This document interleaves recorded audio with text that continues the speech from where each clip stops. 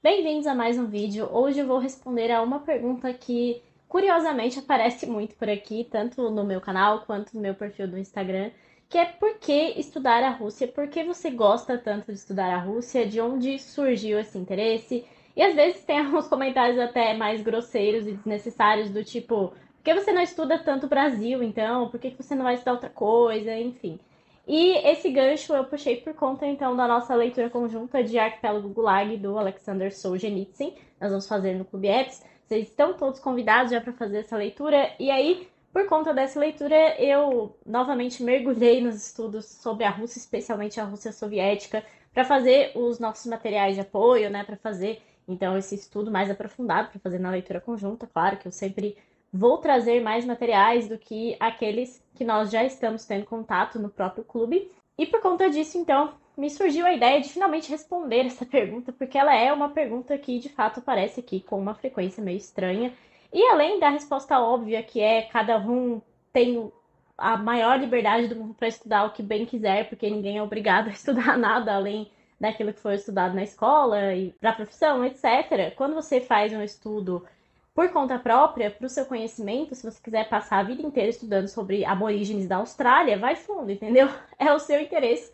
E eu, sinceramente, não sei porque as pessoas têm essa mania chata de perseguir os outros, principalmente quem cria conteúdo, né? Tipo, por que você não fala disso? Por que você não fala daquilo? Sei lá, porque, né, cada um escolhe o que fazer, o que estudar, o que divulgar, o que compartilhar. E, graças a Deus, ainda temos liberdade para fazer isso, não é mesmo? Mas, respondendo a quem me pergunta educadamente também, né? E, inclusive, fazendo com que vocês busquem também conhecimento sobre esse país, se vocês tiverem essa mesma visão que eu decidi trazer, então, algumas respostas a essa pergunta. Bom, para começar, quero deixar aí passando na tela os livros que eu tenho aqui sobre a Rússia. Hoje eu praticamente criei um nicho só com livros de não ficção sobre a Rússia, né? Então nós temos as biografias dos principais ditadores e também tem a coleção dos Contos de Colimar, falta só um exemplar aqui. Tem alguns livros ali, né, sobre o Holodomor. Tem os Sussurros do Fages e depois nós temos o História Concisa da Rússia. Temos outros livros esparsos que tratam sobre o tema. Além, é claro, de literatura russa, que tem bastante por aqui, especialmente Tolstói e Dostoiévski, mas também tem alguns outros autores que estão em vista sempre. Tem livros de crítica literária, que eu também tenho alguns aqui, especialmente por conta da nossa turma de literatura russa, lá do Clube Etos. E eu estou lendo atualmente uma história cultural da Rússia, do Fage, sempre aparece por aqui, que eu inclusive vou comentar para vocês no vídeo de hoje. Bom, primeiramente, a Rússia é o maior país do mundo, tem uma extensão assim absurda. Se a gente parar para analisar o mapa e ver a quantidade de país que faz fronteira com a Rússia, a gente fica até meio surpreendido assim com o fato de esse país poder influenciar tantos outros. E não só em relação a isso, mas é um país que influenciou de uma forma absurda o século XX, né? O século XX que foi o século do experimento social, podemos dizer assim, porque foi o século em que ideologias foram testadas no mundo para verificar até que ponto o ser humano pode ir, né? E fazer esse experimento social mesmo de criar um homem perfeito, ou criar o suprassumo do humano, que vem aí de várias ideologias e várias filosofias também, várias correntes filosóficas, mas, de todo modo, é na Rússia que há o maior experimento de criar um novo homem. Não é à toa que se fala, né, na tentativa de criar o homem soviético, que foi, então, a Revolução Russa e todos os seus desdobramentos, que foram vários. E a Revolução Russa foi em 1917, ou seja, início do século, e reverberou por todo o século XX. Só foi acabar lá por 90. Então, assim, é de fato uma grandiosidade numa linha histórica, especialmente num período como o nosso, em que as coisas mudam de uma forma tão rápida, né? E se a gente parar para pensar, ainda hoje existem países que são comunistas, países cujo Partido Comunista está no poder, é um partido único, e isso em decorrência da Revolução Russa, com influência da União Soviética. Então, essa influência é uma coisa que sempre me deixou bastante curiosa, e não só essa influência, como também o fato das pessoas não tratarem a União Soviética e esse experimento social da mesma forma que o outro grande experimento social do século XX foi tratado, que aí lá na Alemanha, né? A gente sabe muito bem o que aconteceu, porque nós estudamos isso à exaustão. Então, ainda que você tenha um ensino péssimo na escola, você vai ter estudado sobre a figura daquele austríaco que promoveu um grande massacre aos judeus alemães, aos judeus de outros países, que expandiu o território enormemente. Esse cara que fez um pacto com o Stalin e depois o pacto foi descumprido, e aí o Ocidente e a União Soviética se unem para acabar com ele, enfim, tudo isso.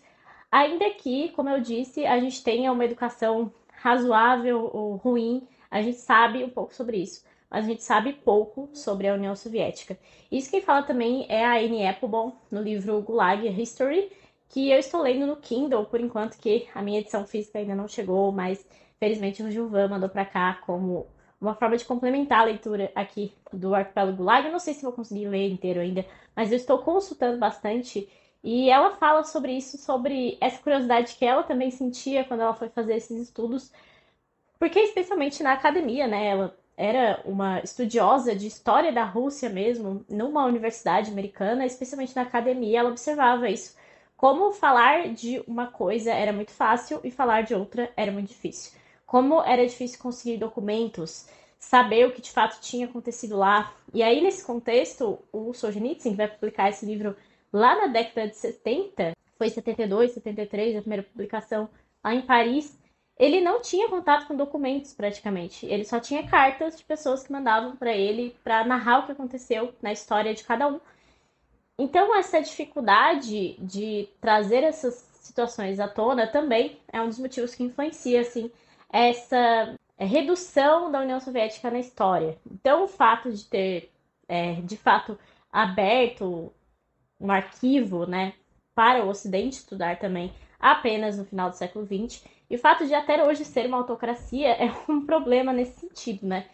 Só que realmente me intriga muito o fato de até hoje no Brasil existirem pessoas, por exemplo, inclusive aqui no próprio YouTube, na internet, vivendo num país muito influenciado pelo Ocidente, com toda a liberdade possível, que chega aqui e fala que Gulag não existiu, que as pessoas que foram presas na União Soviética mereciam.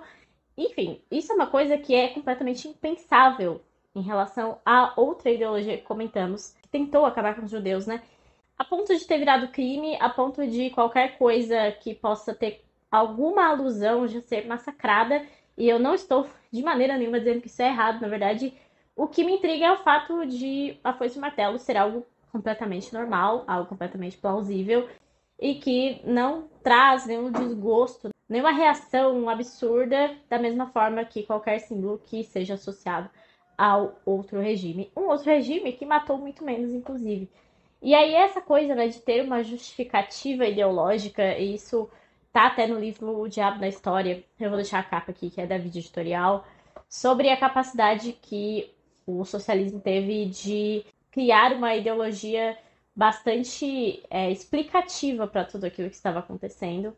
E aí até hoje isso reverbera, né? Quando a gente para pensar então em União Soviética, saindo um pouco dessa divagação minha, a gente vê que ainda hoje existe influência. Ainda hoje as pessoas negam a realidade em relação a esses fatos. E ainda hoje os símbolos da União Soviética são tratados como piada. Quantas vezes você não viu por aí meme com o hino da Internacional, com o hino da União Soviética?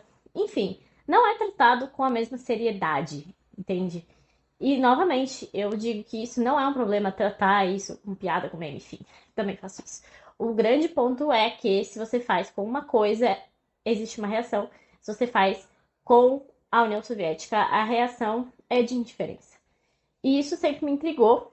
E um dos primeiros contatos que eu tive com esse assunto foi com um documentário The Soviet Story, que tem aqui provavelmente no YouTube, fácil de achar. E foi o meu primeiro contato direto com todos esses horrores. E aí foi bastante chocante, né?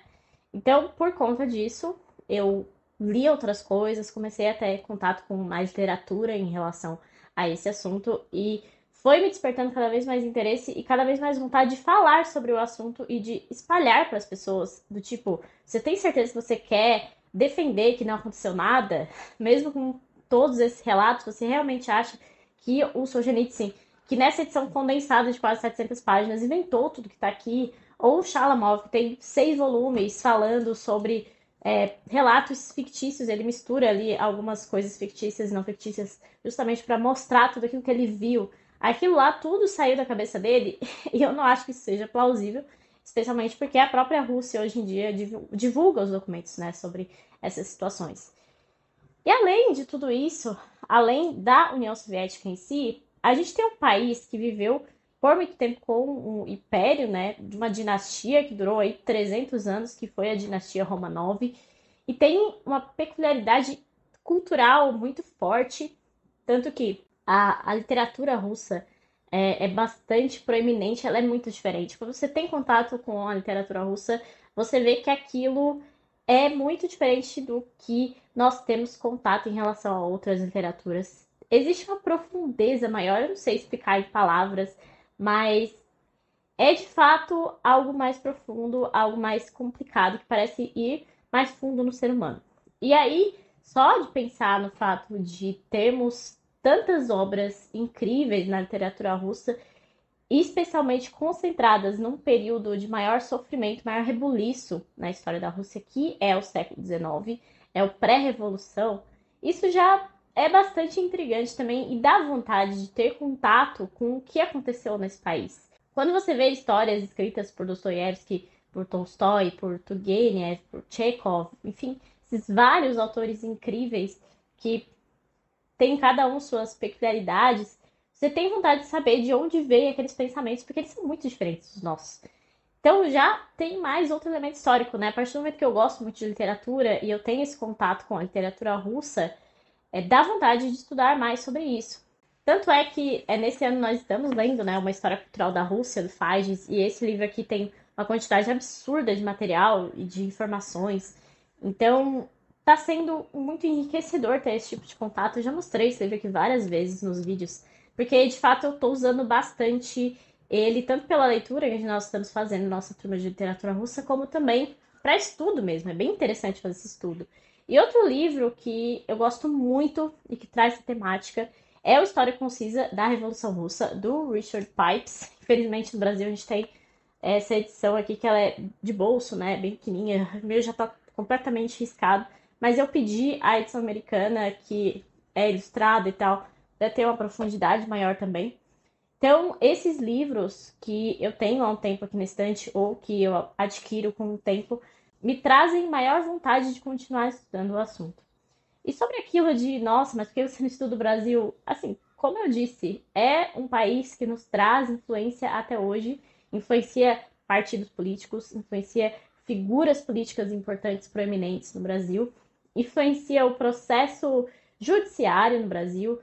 Então, são coisas que nós continuamos vendo e muitas das coisas aconteceram na União Soviética tiveram suas consequências. E é importante ter esse vislumbre para então a gente saber com o que nós estamos lidando. Da mesma forma, eu estudo vários outros movimentos, como a Revolução Francesa, por exemplo, que eu adquiri alguns livros sobre esse assunto justamente pela importância histórica, mas nem por isso eu deixo de estudar sobre a história do Brasil, né? Tem aí meus livros especialmente sobre o período imperial, que é o que eu mais me interesso.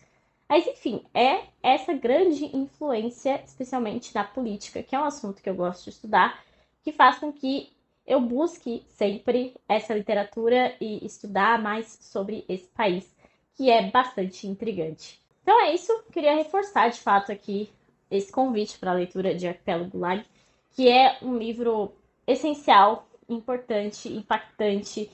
É um livro que muda a forma com que você vai ver o mundo. E esse é um livro que eu digo isso com muita tranquilidade, embora tenha vários, né, mais ou menos nesse sentido. Mas esse, de fato, é diferente. Vale a pena fazer a leitura desse livro aqui. E vale a pena, especialmente, falar sobre esse assunto, divulgar esse assunto, fazer com que cada vez mais pessoas tenham ciência de algo horrível que aconteceu no século XX, da morte de milhões de pessoas, que, inclusive, é ignorada por muita gente ainda hoje. Então, é essa ignorância, que não é nem uma ignorância no sentido de ingenuidade, de não saber, e sim uma ignorância forçada, uma ignorância querida para algumas pessoas, que é o mais revoltante em relação à história da União Soviética. Por isso eu recomendo muito que você faça a leitura de Arquipélago Gulag. É isso, espero que vocês tenham gostado do vídeo. Me digam se vocês também têm interesse sobre a história da Rússia, os motivos de vocês, ou o que vocês mais gostam de estudar, afinal, como eu disse, cada um é livre para estudar o que bem entender, né? E não tem que ser sommelier de estudos, não. Tem que estudar aquilo que você gosta. Tem que buscar aprofundar conhecimento naquilo que você mais tem interesse, que é assim que nós engrandecemos a nossa vida intelectual. Se vocês gostaram desse vídeo, deixem uma curtida, deixem comentários, lembre-se de se inscrever no canal, que isso me ajuda bastante. E até o próximo vídeo.